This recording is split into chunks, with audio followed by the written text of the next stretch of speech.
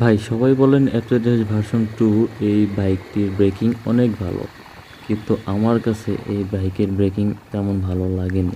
ভালো লেগেছে কিভাবে সেটা আমি বলি।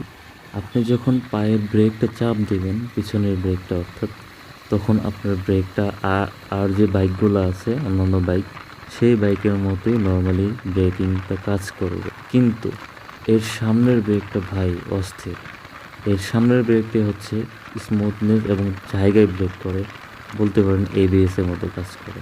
কিন্তু এখন আমার সামনের ব্রেকটা তো এই এবিএস এর মতো কাজ করলে হবে না, আমার দরকার পিছেরটা। তো এই হচ্ছে এই বাইকের ব্রেকিংয়ের মূল ঘটনা।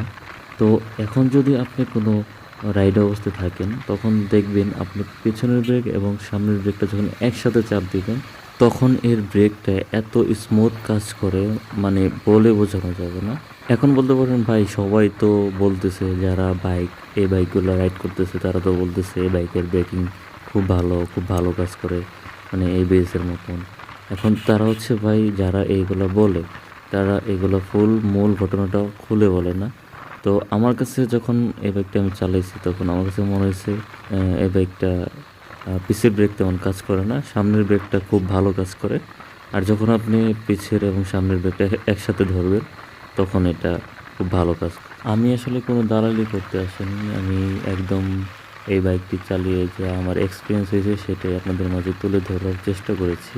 আর সাবধান, কারণ হচ্ছে এই বাইকের পিছনের ব্রেক এবং সামনের ব্রেক যখন একসাথে চাপবেন, এটা জায়গা বুঝে বা আপনার গাড়ির স্পিডটা বুঝে আপনি গাড়ির ব্রেকটা চাপবেন। কারণ হচ্ছে গাড়িটা যেখানে সেখানে ব্রেকিং করবেন না, কারণ কোনো বালুর মধ্যে বা ধুলাবালি ময়লা রাস্তার মধ্যে যখন ব্রেকিং করবেন, তখন চাকাটা একটু স্লিপ করতে পারে, যেটা আমার সাথে হয়েছে। এই নিয়ে আমি একটা অ্যাক্সিডেন্টও হয়েছি। একটু জায়গা বুঝে আপনারা এই বাইকের সামনের ব্রেক এবং পিছের ব্রেকটা চাপ দেবেন।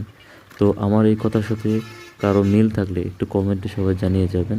সবাই ভালো থাকবেন, দেখা হবে নেক্সট কোনো একটি টপিক নিয়ে।